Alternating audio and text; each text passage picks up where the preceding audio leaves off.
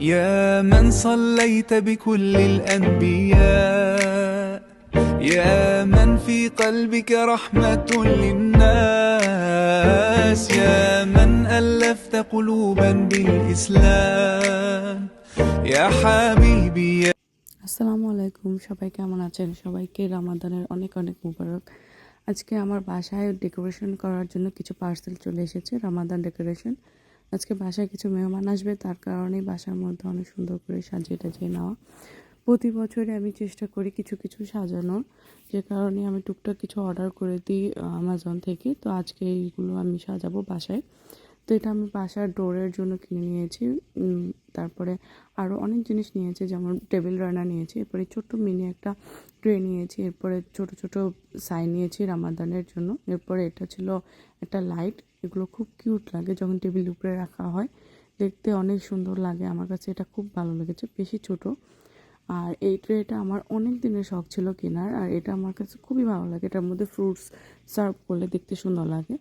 এরপরে আমি আমার ডোরের যে সাইনটা, ওয়েলকাম সাইনটা, এটা চেঞ্জ করে ঈদ মুবারকের সাইনটা দিয়ে দিয়েছি।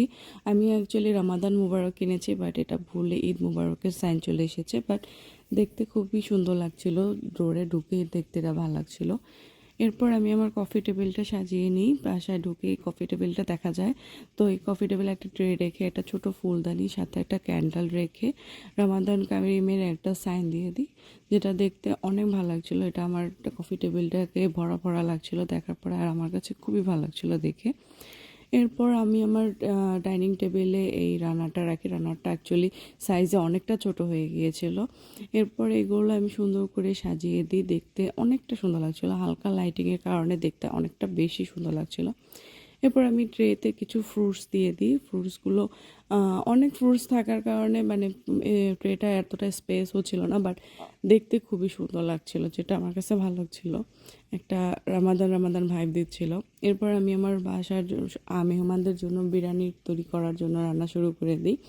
তো সব কিছু মিলিয়ে বাসার সবার জন্য আমি চেষ্টা করেছি বাসায় তৈরি করার জন্য সব কিছু। আর আমি নিজের হাতে রান্না করা খাবার সবাইকে খাওয়াতে পছন্দ করি। আমার কাছে বাসায় বিফ বিরিয়ানি বা চিকেন বিরিয়ানি যেটাই হোক, সেটা বাসায় রান্না করা খেতে বেশি পছন্দ করি। বাইরে দেখা গেছে বেশি তেল হয়ে যায় বা ভালো লাগে না।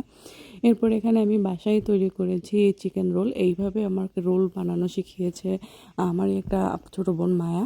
ওর কাছ থেকে এটা শিখে আমার খুবই ভালো লেগেছে। আমি এগুলো এখন নিজেই বাসায় তৈরি করা শুরু করে দিয়েছি। এরপর আমার হাজব্যান্ড ভাজা পরে আমাকে সব সময় এভরি ইয়ারের মতো এই ইয়ারেও আমাকে অনেক হেল্প করেছে। তো এই ছিল এবারে রামাদানে আমাদের সবার জন্য তৈরি করা খাবার। একটু পরে সব মেহমান চলে আসবে, আমরা সবাই মিলে একসাথে খুব মজা করে আনন্দ করে খাবো। প্রতি বছরই আমার একসাথে বসে রামাদানে খাওয়া দাওয়া করাটা খুব পছন্দ বরাবরই। তো সবাইকে দেখার জন্য অনেক অনেক ধন্যবাদ। সবাইকে রোজার অনেক অনেক শুভেচ্ছা। সবাই ভালো থাকবেন, সুস্থ থাকবেন। আল্লাহ হাফেজ।